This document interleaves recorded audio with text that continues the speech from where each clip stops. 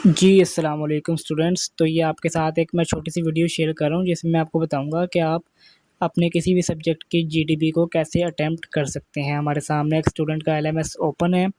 GDP होती क्या है? जीडीपी का मतलब है ग्रेडेड डिस्कशन बोर्ड। ये आपके असाइनमेंट और क्विज़ की तरह ही एक ग्रेडेड एक्टिविटी है और इसके नंबर भी होते हैं और इसके नंबर जो है वो आपके एग्ज़ाम में भी काउंट होते हैं। तो जीडीपी आप देख कहाँ से सकते हैं? जिस सब्जेक्ट की जीडीपी आई हुई होगी ना उसके ऊपर ऐसा छोटा-सा 1 बना हुआ होगा। जैसे अभी सीएस 101 की आई हुई है। उसके अलावा हमें आई हुई है, ये देखें, पीएचवाई 101 की भी आई हुई है जीडीपी, नहीं सॉरी इसका क्विज़ है। पाक 301 की जीडीपी आई हुई है, ठीक है।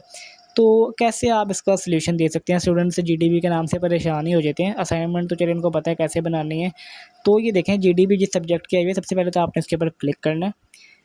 क्लिक करने के बाद आपके सामने वही इंटरफेस शो हो जाएगा जो असाइनमेंट के बारे में होता है। यहाँ पर सीरियल नंबर लिखा हुआ है, यहाँ पर ग्रेडेड डिस्कशन बोर्ड, यहाँ पर टोटल मार्क्स लिखे हुए हैं, स्टार्ट डेट, एंड डेट, फिर जीडीपी का स्टेटस लिखा हुआ है कि अभी ओपन है या क्लोज है। जब आप सबमिट करवा देंगे तो यहाँ पे सबमिटेड लिखा हुआ आ जाएगा। ये एक ऑप्शन है व्यू का, आपने इसके ऊपर क्लिक करना होता है। व्यू के ऊपर क्लिक करेंगे तो यहाँ पर आपको जीडीपी की डिटेल्स यहाँ पर सारी मिल जाएंगी।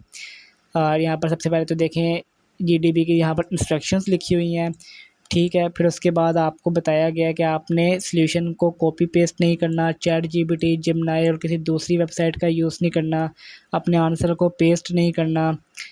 उसके अलावा आपने कॉपी और अनआइडेंटिकल आंसर, मतलब ऐसा आंसर जिसका कोई लॉजिक नहीं बनता, अगर आपने ऐसा कुछ लिखा तो उसके 0 मार्क्स दिए जाएंगे। सिंपल येस और नो में आपने जवाब नहीं देना, ठीक है। ये आपकी इंस्ट्रक्शंस हो गई।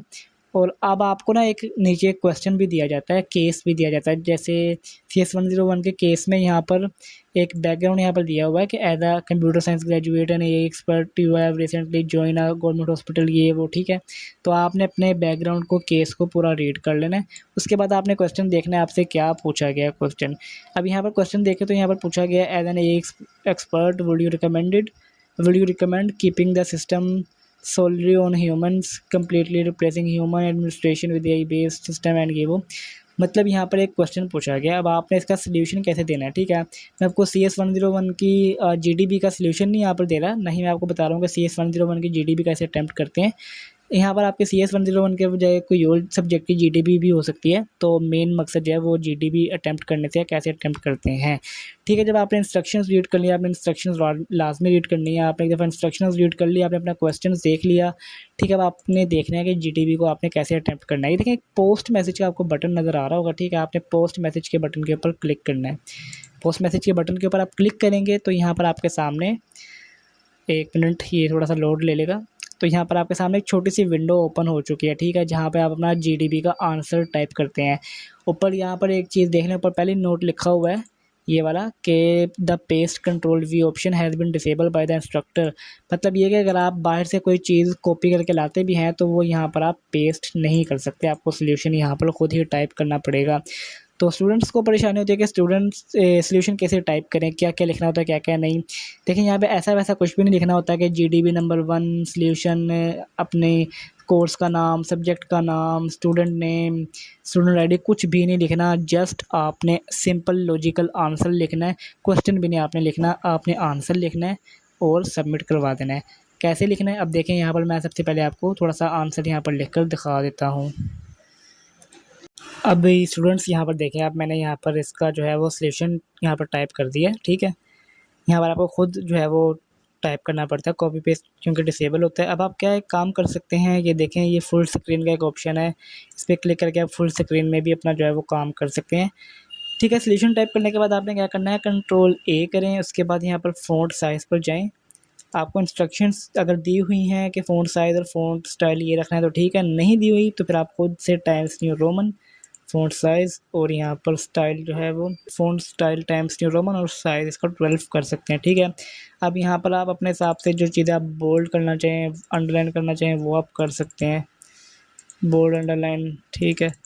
इस तरह से आप अपने जीडीपी को जो है वो बहुत इजीली सबमिट करवा सकते हैं, बहुत इजीली बना सकते हैं। इसमें देखें, कोई इशू वाली बात नहीं। यहाँ पर देखें, आपका जो है वो सॉल्यूशन रेडी है। जीडीपी में कुछ भी नहीं देना होता सिवाय लॉजिकल आंसर के, ठीक है। यहाँ से आपका जो है वो रेडी है। आप ये नीचे प्रीव्यू मैसेज पे क्लिक करके देख सकते हैं कि आपका मैसेज कैसा लग रहा है। ये देखें, ये आपका आंसर कुछ इस तरह से लगेगा। ठीक है, आप इसको क्रॉस कर दें। एक बात याद रखिएगा कि अगर आपने एक दफ़ा जीडीबी को सबमिट ये पोस्ट मैसेज करवा दिया तो आप दोबारा फिर चेंज नहीं कर पाएंगे, आपको दोबारा चेंज का ऑप्शन नहीं मिलेगा।